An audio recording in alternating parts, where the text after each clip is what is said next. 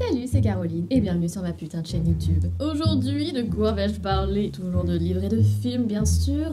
Ce fut un été pauvre en culture pour ma part. J'ai galéré à trouver des livres dont j'avais envie de parler, donc nul. Mais j'ai fini par trouver, comment on dit, livre à mes lunettes. Non, ça n'a pas de... Donc, en termes de bouquins que j'ai eu l'occasion, l'honneur de lire cet été, le premier bouquin qui était fort sympathique, c'était La femme de ménage, qui apparemment a fort bien fonctionné auprès des lecteurs de toute nationalité. C'est un livre écrit par Frida McFadden. C'est sorti en 2023 et c'est un thriller un peu, je dirais pas que c'est un policier, mais bon, ça s'inscrit un peu là-dedans. Mystère, thriller, etc. Et donc, qu'est-ce que ça raconte? Eh bien, c'est l'histoire d'une femme de ménage, n'est-ce pas? C'est compliqué à raconter sans spoiler. Bon, elle a un lourd passé qui fait que c'est difficile de trouver un emploi. Elle dort dans sa voiture, etc. Jusqu'à ce que, quelqu'un réponde à son annonce, une petite annonce qu'elle a mise sur un site, je crois, pour proposer ses services à la maison, comme un peu femme de ménage, gouvernante, enfin un peu personne à tout faire, si vous voulez. Et elle a un entretien avec une dame un peu riche dans une grande maison, qui a l'air toute bien sur elle, toute proprette, un petit couple parfait en apparence. Et très vite, au bout de quelques jours, elle reçoit un appel et la dame lui dit: c'est bon, vous êtes embauché, c'est super, vous commencez demain. Et du coup, elle se dit: mais a-t-elle vraiment lu mon dossier? Parce que c'est fou qu'une femme telle qu'elle veuille m'embaucher, moi. Et en fait, dès qu'elle commence à faire le ménage, tout devient un peu étrange. C'est-à-dire que, en fait, c'est le bordel total à chaque instant. La femme, finalement, elle a l'air d'être complètement folle, d'avoir vraiment des gros troubles psychologiques, elle est complètement lunatique, elle range rien. Vraiment, moi, si j'avais été à la place d'une femme de ménage, j'aurais quitté. Bon, non, elle peut pas quitter parce qu'elle a besoin de ne plus dormir dans sa voiture. Mais bon, c'est pas tellement mieux parce que là-bas, elle dort dans un grenier qui est fermé, mais qui ne se ferme que de l'extérieur. Mais cette personne au passif complexe reste, car elle a besoin de ce putain de travail. Et comme elle est un peu niaise, parce que apparemment il en faut, elle commence à flirter avec le mari qui lui a l'air tellement... Lui il est vraiment sympa, il est cool, vous voyez, il est pas comme sa femme hystérique là. J'en dis pas plus, je conseille parce que on n'a pas envie de lâcher le livre. Bon, moi en tout cas, j'ai pas eu envie de lâcher le livre, j'ai eu très envie de savoir qu'est-ce qui allait se passer et je n'ai pas été déçue. La dernière fois dans ma vidéo, j'ai un peu parlé de films et livres qui rentrent sous la catégorie des contenus female rage. Pourquoi j'arrive pas à dire ce mot? Female rage. Je vais faire genre je suis une ex-américaine. So, female rage. Voilà, là ça passe mieux. Donc ça, ajoutez-le à votre liste si c'est le genre de choses qui vous intéressent. Moi j'adore les personnes folles. Deuxième bouquin trop bien que j'ai lu, c'est ma sœur qui me l'a offert, Adeline qui est trop souvent mentionnée dans ses vidéos, tu sais, c'est Monsters, ça s'appelle. Bah c'est un livre en anglais. En plus il est sorti en 2015, il a toujours pas été traduit, ça n'a pas de sens. Mais bon, skippez si vous détestez l'anglais. Et vous savez qui a écrit ce bouquin? La réalisatrice de Saltburn. J'ai parlé dans une vidéo il y a pas longtemps. Je la mettrai là, c'est là hein. Parce que les gens, vous savez, ils disent toujours je mettrai la vidéo ici. Et en fait, ils se trompent de côté. Je crois que je me suis trompée de côté aussi. Je crois que c'est là. Je sais pas. Et donc, que raconte cette chose? C'est l'histoire d'une petite enfant, enfin une enfant à 12-13 ans, quoi, pré-ado, disons, qui est orpheline, elle a perdu ses parents, elle vit chez sa grand-mère, mais sa grand-mère, elle s'en fout un peu, enfin voilà, sa vie n'est pas folle. Une petite fille un peu étrange, pas comme les autres, not like other girls, vous voyez. Et du coup, elle passe son été chez sa tante et son oncle, qui tiennent un hôtel dans une petite ville qui s'appelle Fowley. Une petite ville, tout le monde se connaît, où il y a des petites légendes un peu bizarres, vous voyez. Ce qui est bien avec ce bouquin, ce qui me plaît, ce qui m'a plu, c'est que c'est vraiment un univers à part entière.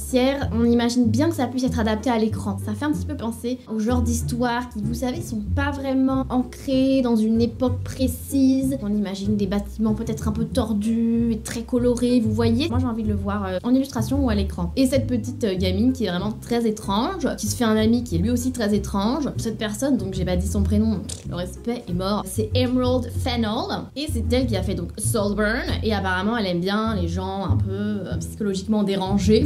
Qui mettent un peu mal à l'aise, vous voyez. Et du coup, je vous ai pas dit l'intrigue principale, mais c'est qu'en fait, des femmes sont retrouvées mortes. C'est une ville au bord de l'eau, au bord de la mer, bref, de l'océan, on s'en fout, l'océan. Et petit à petit, pendant tout cet été-là, des femmes sont retrouvées noyées. Et toutes elles ont l'air d'avoir été tuées de la même manière. Et cette petite fille, qui est assez intelligente et surtout bizarre, et qui adore tout ce qui est les tueurs en série, ça va vraiment l'intriguer, tout ça, elle va vouloir résoudre l'enquête. Je crois pas que ce soit vraiment un livre jeunesse, ou alors si young adulte, vous voyez, jeunes adultes, n'est-ce pas, comme on dit dans la France. Parfois, c'est pas parce qu'il y a des enfants que c'est pour enfants. Ce qui est bizarre, donc étrange, mais vrai. On dirait un peu un fantôme, non, à côté de moi. C'est normal, c'est la spooky season qui commence. Donc, les deux protagonistes, c'est donc cette petite fille et un pote qu'elle se fait pendant ces vacances-là. Ils passent leurs vacances à essayer de résoudre l'enquête, quoi, de meurtre. Étrange enfant. Dernier truc dont je vous parle niveau livre. Pourquoi tout se casse la gueule? ça. Donc c'est une BD, mais une grosse BD bien épaisse, qui s'appelle Et à la fin, il meurt. Ça a été écrit par Lou Luby en 2021. Et c'est l'histoire des contes de fées. En gros, elle retrace l'histoire des contes de fées tels qu'on les connaît aujourd'hui avec Disney, tels qu'on les a connus à l'époque avec les frères Grimm et Perrault, et vraiment leur évolution jusqu'à aujourd'hui, à quel point notre vision aujourd'hui du conte de fées, de quand on dit oh, la vie n'est pas un conte de fées, et les vivent heureux et eurent beaucoup d'enfants, tout ça en fait c'est vraiment beaucoup plus récent qu'on ne le pense, et les contes de fées à la base n'étaient vraiment pas comme ça, bon ça vous le savez sûrement, on connaît tous un peu les vraies versions qui sont assez glauques et assez gore, et ben là en fait elle retrace tout depuis le début, comment les contes à la base étaient vraiment partagés oralement, et comment en fait ils ont été fixés comme ça dans notre inconscient collectif depuis que des gens, des nobles même, les ont mis sur papier, et que ça a un peu dénaturé finalement le conte de base qui est censé se transmettre de génération en génération, qui change aussi un peu selon les mœurs, les époques et tout. C'est vraiment hyper mesuré dans l'analyse et les conclusions que ça tire. On est vraiment matrixés en fait, nous, vous savez. Enfin, je m'éloigne un peu, mais vous savez, des fois dans notre société, nos sociétés actuelles, on a un peu l'impression que tout est blanc ou noir, on n'est pas trop dans la demi-mesure dans la vie, c'est toujours un peu nous contre eux, toujours un peu, on est tendu quoi. Enfin, moi je suis tendue un peu, je sais pas comment vous le vivez, mais tout est un peu pour ou contre, bien ou mal, et je suis la première à pas avoir de patience pour les gens qui, j'estime, ne sont pas éduqués sur certains sujets, donc je me compte dans cette catégorie de personnes un peu tendues. Mais voilà, c'est soit on est un mouton, soit on est ultra unique, mais non en fait, on est vraiment tous un peu dans une case, on est tous un peu cons. Tout ça pour vous dire que la vie, la société est faite de nuances et d'évolution, et rien n'est tel qu'il paraît, rien n'est fixé. Je suis partie un peu loin, mais moi c'est ça ce que je retire de ce bouquin. Ça fait réfléchir comme on dit. Puis c'est très joli, il y a un joli code couleur, franchement c'est sympa.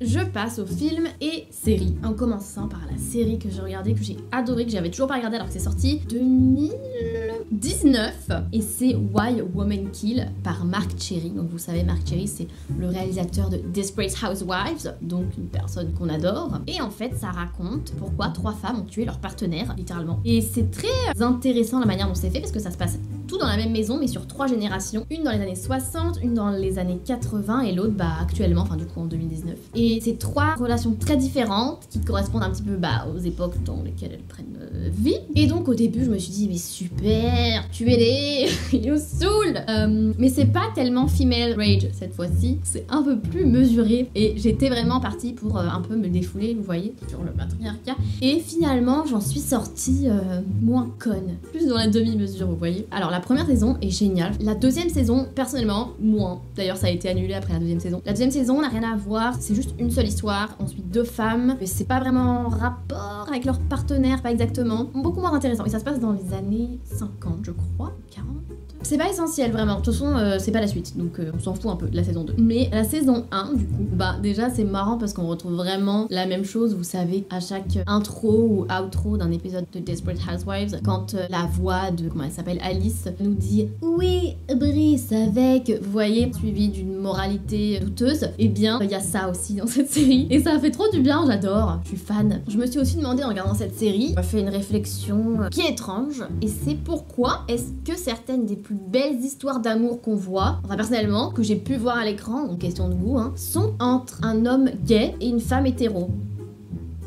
The Mat is Unmatting. Deuxième contenu audiovisuel dont j'ai pris connaissance ce mois-ci, c'était la petite série là, Exploding Kittens, sur netflix.com. Donc apparemment c'est inspiré d'un jeu de cartes auquel je n'ai jamais joué. En tout cas, cette petite série a été créée par Shane Kozakowski et son compère Matthew Inman, et c'est sorti là en 2024. Et en fait, c'est l'histoire de Dieu et de Satan qui sont envoyés sur Terre par leur team RH respective sous forme de chat, parce qu'en fait ils sont tous les deux nuls. Dieu il est pas empathique, il s'en fout des humains, donc sa team se dit bon il va falloir qu'il aille faire un tour histoire qu'il sache qu'est-ce qu'il gère en fait là, parce que ça ne va pas du tout. Et côté enfer, Satan, enfin c'est la fille de Satan du coup qui reprend l'entreprise, et elle est trop sympa en fait, elle arrive pas à être vraiment maléfique, vous voyez.